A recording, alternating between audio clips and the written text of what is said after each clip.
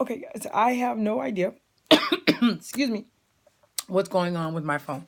I have attempted now 3 times to get this YouTube video recorded, like my Facebook Live one that I've already done, but it keeps shutting off with my phone and I'm not sure what's going on with it. So we're going to try again and see if we can get it to work correctly so I can load it into YouTube. So I will start over and say, simply put, how many of you have ever been in a relationship where you just wanted peace in your household? I raise my hand, so I'm right there with you. Been there. How many of you have been in a place where you just wanted to remember why you fell in love in the first place? Okay, my hand is raised. I've been there too. And so I'm Pamela Charles, founder and CEO of Implemented Knowledge Institute. I am here just to try to give you a bit of knowledge about me. I have been a counselor for a while in the government, but I am no longer in the government due to medical issues as a disabled veteran. And that's okay. It took me almost a whole year just to get to a place where that feels okay out loud to say. Because you begin to tie a lot into your position and your status when you're that kind of person that's gung-ho and you work so many hours and you work so hard to become the best at what you do. Because my only thought process is, how do you empower transformation? How can I today empower more change than I did yesterday? And how good it makes me feel when I get to help in doing that. And so I'm going to try really quick here just to give you a bit of my backstory. I grew up a farm girl in Sharps, Florida, and I joined the Army because I knew that I didn't want to be on the farm forever. I loved growing up there. I loved being outside and running barefoot and hunting and fishing, and that was great. My grandma grew everything pretty much on the land, and she rarely went to town. And I was mainly raised by her when my dad was deployed in the Philippines or in Panama, because he was Air Force and he retired from the Air Force. And so I was mainly with her, but she was a very, matter of fact, sharp as a tack. I'm in charge, 4'11", but you wouldn't even know that she's a straight pistol, with that little stature. But she was not anything to play with. And my grandfather, ironically enough, was 6'4", 6'5", 300 pounds. And so that was my growing up life, pretty hardcore, pretty tough. Just like, I got this, because I need to be better than whenever my brothers came to visit. I had to be stronger than them. So we're practicing wrestling moves, like junkyard dog. And I got to put them to sleep. Sleep, sleep, Sorry about that. Because I would get excited. But so fast forward and I go in the Army, and I'm loving being in the Army, and it's fantastic. And then in 51 days, my entire life changes because now I'm married. But I actually didn't count the days. My husband, now that I have been married to for more than 20 years, is the one that counted the days. He was like, you do know that now we're husband and wife. But we've only known each other 51 days. But now that's turned into a substantial amount of time, being more than 20 years. And it's not easy. I mean, I say to anyone that's married, I know that relationships can be hard, and there are times where you're going to have strife. But in military families, in veteran families, there's even more so, because there's a whole nother layer on top of what we go through just in regular relationships. And so for us being dual military, there was always something on top of what was already there, on top of the regular, just I'm married, I'm in the military, and now we're both, wearing uniforms. So we went on a deployment of practice war, wearing our miles gear. I wanted to go so bad. And I got injured in California where I broke something on the right side. It was my right foot that was broken. And we were trying to figure out how to get it fixed. And they thought, oh, it's going to be fine in the cast. But then other things started to go wrong with it. But my doctors weren't really focused on that. They were focused on my lungs, because 20% of my lung function had depleted and had been damaged by the chemical that I worked with. So before I knew it, my military career that I was so gung-ho about was not going to go away, because I was going to be medically boarded. And so you're talking about a little girl that came in the military, came in the Army with a GED when I affirmed to leave the farm. And here I am, like, boom. But my plan is not going right. That's not okay with me. But then my husband was like, okay, well, I have these orders. We're going to PCS and then I'm going to deploy. So I was like, wait, too much is happening. And so now you have all these things, tumbling over top of each other. And so constantly when you're at a rapid deployment, site, it was home and then gone, home and then gone, home and then gone. And so for me, I wore the pants, the shorts, the dress, the skirt. And I tell you, ladies, it's really hard. And not even just ladies. Sometimes I had colleagues or other soldiers that I knew where their wife was the one that was deployed at the time, and the male took the reins. It's hard when you're the one doing everything. Like single moms, I take my hat off to you, or single dads, I take my hat off to you too, because when you're doing it on your own, everything's on you. So when they come back, you don't know how to just say, oh, here's your piece, take control of this. No, you've had everything running smooth, so you continue to do that. And so there was constant strife with that. And so my desire was, how about we not have all these deployments? But you don't control that. It's the government. It's the army. You do what you're told. Be where you're supposed to be when you're supposed to be there. That is the policy. So you accept, And so every time we PCS and then there was another deployment, we just kind of buried that. Just more baggage that you carried, that you drug behind you, but never fixing, just a Band-Aid, And they just begin to get harder and harder. And so while I'm in school, I'm focused on getting my degree because now VA is paying for it. And I'm so excited, and I will be forever grateful for that because my education was covered by them. And nothing about being a vet is free because you do sacrifice for that. My body is forever changed because of my time in service, but I would never change it. Never give it up for the world. See, because we are not our disabilities. It's what I tell all my veterans, have always told them, and what I tell myself daily when I look in the mirror. You are not your disabilities. And I will never be walking around tomorrow, woe is me. Well, no, you're never going to know how bad my heart is doing today. You're never going to know what my numbers look like when I checked them before I got out of the bed, after I took my medications. You're not going to know that. You won't know how bad the seizures became, and you won't know what my nerve damage level is. That's not going to happen. Because for me, every day I wake up, I'm grateful. You know why? Because I'm here. I get to look at my babies' faces and see them smile. I get to watch them have their breakfast. I am grateful. So my desire was to have peace in my home because all we had was strife related to, now there's a whole income gone. So externally, I just wanted the world to look right around me. But internally, I was getting angrier because it felt like my whole world was being ripped from me because now I wasn't going to be in the army anymore. And that was the first time. So we buried all that, right? And I finished school and I graduated, and now, boom, I'm in the government working, giving back to other vets just like me. So now I feel like I'm on the right track. But remember, in the back, we still have all this baggage in our relationship. My husband's still deploying. Can't change any of those things, but I'm focused on school. Focus on school. So then these 10, 12-hour work days, because I wanted to be the best that I could be in the government. I wanted to show vets, hey, you don't have to take what's happened to you and make that define where you're going. You're not where you came from. What you plan on doing out there with the rest of your life, no matter what's wrong with you. There's a way that we can maneuver, that we can accommodate, that we can make modifications. But if you want it, how bad you want it? Tim McGraw has a song, How Bad Do You Want It? How bad does it feel? Because at the end of the day, it's you. You're going to be the one putting in the work. Don't take someone telling you a no and accepting it.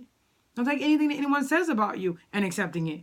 Because it's what you decide that you will approve and agree with. And if you're willing to put in the work, you can go get it. And it doesn't matter. And that was my focus. So I was constantly teaching my vets that, in addition to what my actual job was in the government. So those 10 to 12-hour days was to get them where they needed to be, not just, academically, but emotionally and psychologically at the same time, while moving forward with their physical disabilities, and getting them in the right mindset. Now, a lot of times they were failing things repeatedly. And then I started noticing it wasn't just the academics. It was something going on at home. So then I said, okay, now it's an issue at home. What do we do? Well, I came up with the Healthiest Relationship SOP plan. So I started training my vets how to do it and how to implement it. And then I started seeing the change. More of them graduated. More of them getting that dream job. Changing where they were. Getting to where they wanted to be. And I was like, how great is this? Every time I got on the stage to speak, to share anything that was related to what we were doing in the government, I was ecstatic. Because those faces that looked back at me gave me more than what I was giving them. But I was grateful. Because the knowledge was what they needed from me, so they know what to do. But seeing them implement it and just get excited about knowing their life could change if they put in the work. It was golden for me. And so I continued to work these hours. My docs check my numbers. And I tell you, they check my numbers all the time. Like my cardiologist was always on top of what was going on with me. And ironically enough, one day on the base on Fort Hood, I had a mini stroke. And it was the scariest thing. It really was. And then that progressed because my disorders and disabilities began to morph. And so then it's okay, now there's seizures that are popping up on your EEGs. And so we need to work on that, see if we can dial that back. Well, it wasn't able to be dialed back. The seizures went from one side of the brain to bilateral. So now it was encompassing both sides of my brain. So now you got my heart with my doc saying your heart's, it's severely weakened. And then the seizures over here with my neurologist, she's like, okay, what do you do? Well, you can't stay at work in this job because this job is making your disabilities worse. But I love this. Do you know how hard it is to go again and feel like now you failed again? And something that you love doing is going to be ripped away from you again. Now, how is this going to affect my family? I don't know. So we start having discussions as a family. It's like, what do we do? Do you stay at the job? Because I promise you, as a farm girl, making 100 G's coupled with my disability and my GS pay, it was outstanding. I had never seen that kind of money. So I was ecstatic. It allowed my family to be in a place that I had never been. But then it began to get to that place where the doctor's like, wait a minute, you got to make a decision. Because it's not going to be okay. You can't help anyone when you can't help yourself. Because medically, you're declining. So it's like, what's your decision? It's about the money or about your family? Because you can't help your family if you're not here. And you can't spend any money if you're gone. And so we all came back and the decision was, okay, walk away from the job. So I started the medical process and boom, September was my last day in the government. And my husband's like, we got it, baby. This wall won't stop us. You'll be able to get through this. We're going to get your health under control. But then the bills begin to pile up. How do you pay the mortgage when there's not enough to go around? How do you rob Peter to pay Paul when you don't have it for the light bill, but the water's already due? My husband constantly was trying to be supportive, but at the same time, the anger began to get the best of him because now he was like, wait, this is not going to work because we don't have enough to make this. What are you going to do? I'm like, well, wait a minute. Where's all the support? The goody goo goo goo is gone. Because now it's hard. Externally, I'm thinking, oh, it's supposed to just be all hunky-dory. We can just make it all this work. No, internally, I'm thinking, you don't actually got my back. You don't know how bad this is for me. You don't know what I feel like.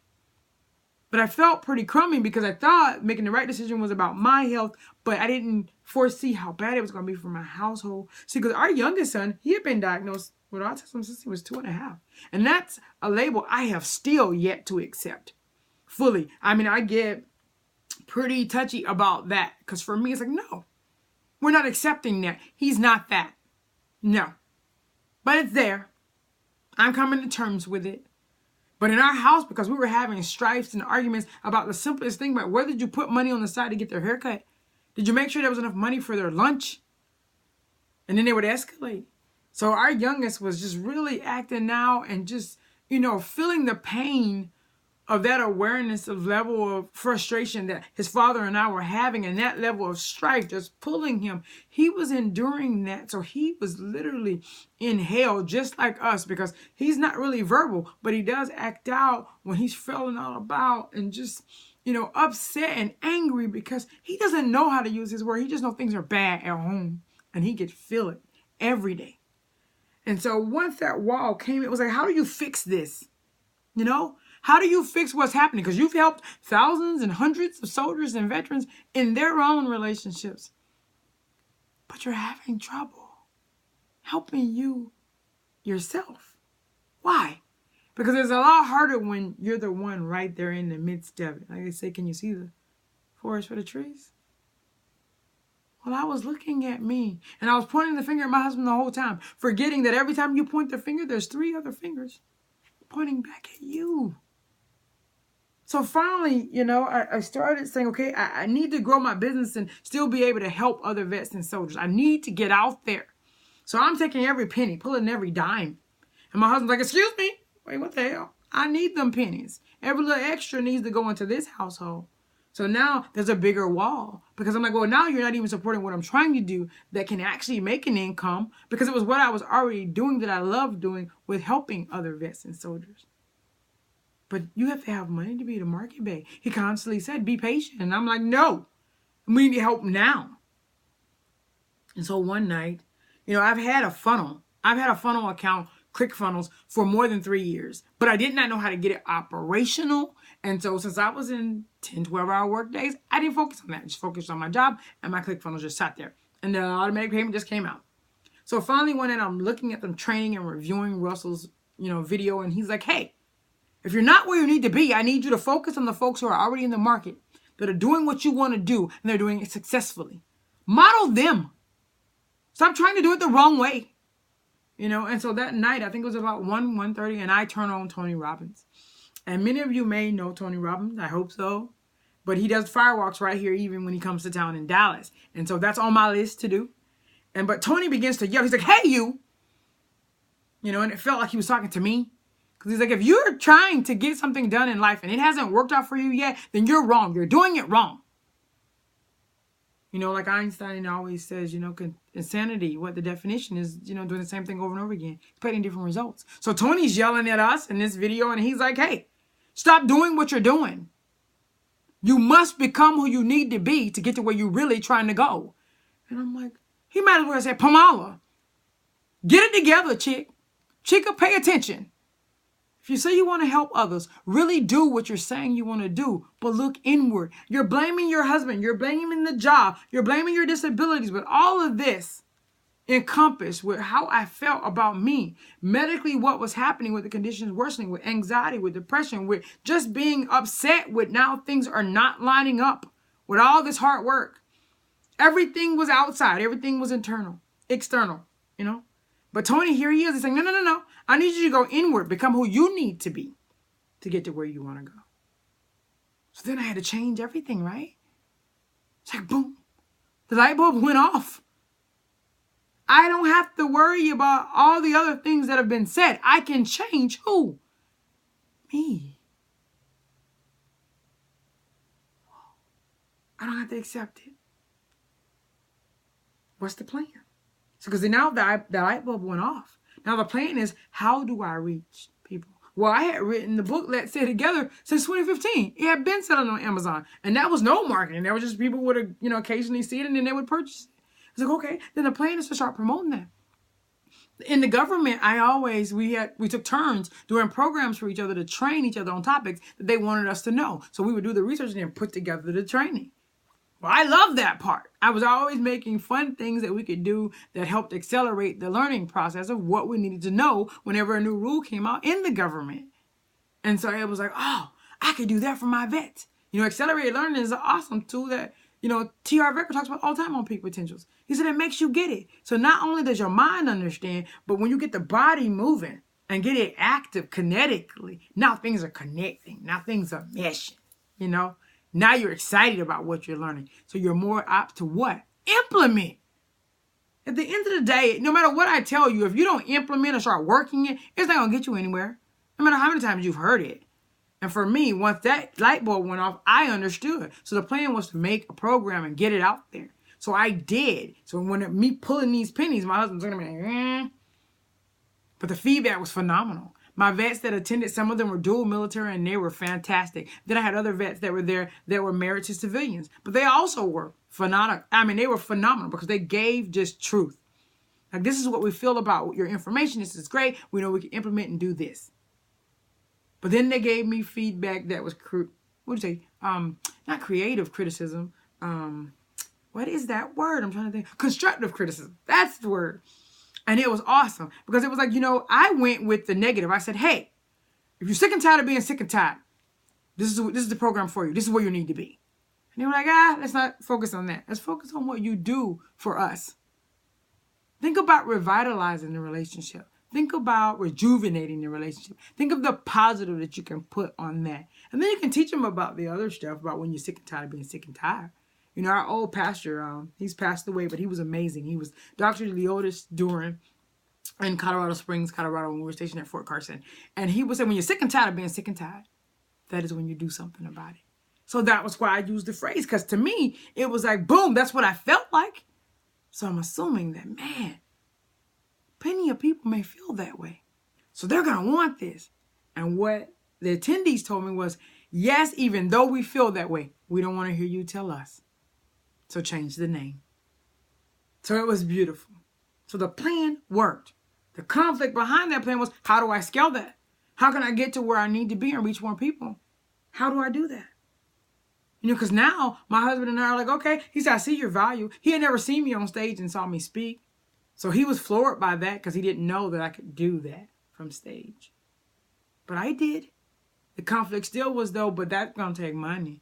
And we don't have that right now because you don't have a job. But it's like, but how do you fix it? We'll start somewhere. Well, I achieved the plan because the program worked. They enjoyed it. They learned something. They implemented. There's feedback. The achievement was there. But how do you go forward? Well, this is how I go forward. I'm achieving my dream. I'm talking to you right now. I'm going to be in the place where I can offer that help. So know that Implemented Knowledge Institute, we're not going anywhere. My achievement in my relationship, I'm moving in the right direction. I'm not exactly where I want to be, but I'm better than where I was. Because now I get it. See, my husband was always still in my corner. He still always had my back. But what I wasn't seeing was he had to focus on how does he pay what's going on right now. And so eternally, I needed to get past myself and accept that, yes, he loves you. Yes, he wants you to follow your dream. Yes, he wants you to help millions globally like you want to. You want to help veterans and soldiers and get those couples in that place where they remember why they fell in love. Get them to that place where they can spice up their bedroom and get excited again. If it's still working and it ain't broke, like we say in the military, if it ain't broke, don't fix it. Keep using it as long as you can. Don't ever stop doing what you do. Because when you're touching and caressing each other, you bring endorphins and get yourself excited about just loving on each other, whether it leads to any type of physical lovemaking or not. It's just beautiful in the moment. And you don't do that when you're angry because it doesn't work. You don't even want to be touched, let alone be thinking you can even get close to me. But when you get to that place that now you say, okay, I've revived. Now I understand. You actually had me, but I wasn't listening because I was centered on just getting my dream out there. Learning that you're about helping the family too, just like me. I'm just about growing even bigger than just this family. All the other families out there. And so we're achieving that. So in that, there's transformation for me and my husband. There's growth. There's even growth for our children because we see how much better our youngest son that has autism responds with us because now he sees us trying to work it out. Same thing with our 16-year-old. Because I assure you, divorce was right there. Divorce was on the cusp. It was like, here go the paperwork. All I need you to do is sign. We don't even got to have no discussion no more. But when you get the transformation, like, wait a minute, where would you find someone else that can love you unconditionally and be there for real? Not because of what you have, not for what you can offer, not trying to take something from you like with Mary J, nothing like that. Not like with Halle Berry, nothing like that. Just they love you for you. You know, when you look at Beyonce and Jay-Z, you see how they come together as a power couple. Why can't everyone be a power couple? You can. Believe in each other's dreams. Get there. That's your nugget for the day. If you're having trouble, understand that immediately you can go inward and start focusing on you. That's the first step to get you where you're really trying to go. And as a power couple, what you can do for each other is to believe in each other. So that way you can back them on where they're trying to get to. And then just make the plan together and take the steps. Because your day's coming. Your time's coming. It's right around the corner. You know, what Russell and they tell us is we're one funnel away. Well, I'm here to tell you in Implemented Knowledge Institute, you're literally just one session away. You're one boot camp away. You're one training away. Because anything can be changed as long as you have breath in your body still. Anything. So don't forget that. Life is what you make it. But are you willing to put in the work to really lead the life that you dream about? Don't let what you dream about when you're sleeping go away when you wake up. Keep that same fervor. Continue to move forward on it. And know that I, Pamala Charles, I'm right here. We're not going anywhere. So this was just a little time to try to get my YouTube to drop the knowledge of what my backstory kind of looks like. But I've been where many of you are. And there are days that we have to go back to just getting control of what's happening. Because I'm not this friendly, nice person. I'm a matter of fact, you know, in your face. Did you understand? And this is what we need to do. But I can be so loving. As a Pisces, I love hard.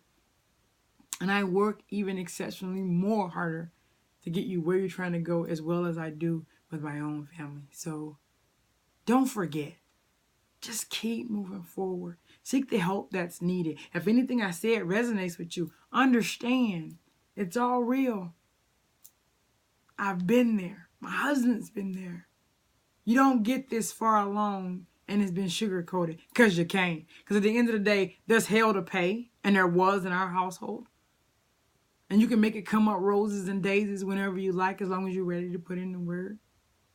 But I didn't say that anything we do at Implemented Knowledge Institute fixes your stuff overnight, because it doesn't. You know why? Because you didn't get in that trouble overnight.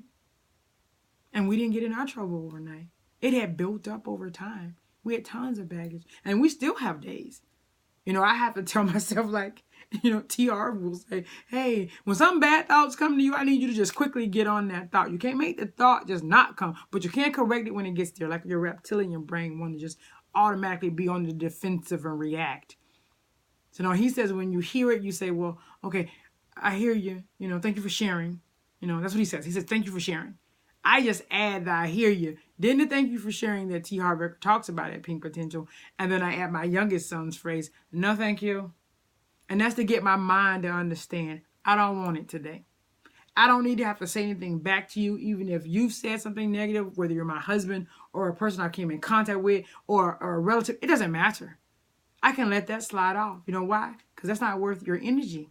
It's not worth your time. Remain focused. Keep your eye on the prize. If you want peace, if you want financial freedom, if you want that love, that fervor to remember when you were like rabbits and you craved each other's touch and time, that's work that you got to put back in. So get ready for it. So again, I've talked long enough with you and shared enough about my family. So thank you for your time. Thank you for your energy. Again, I'm Pamala Charles, founder and CEO of Implemented Knowledge Institute. Have an amazing afternoon. Much love and support. I give you that love and energy. Namaste.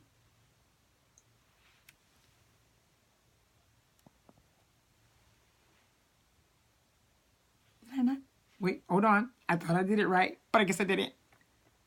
One more time. Talk again soon.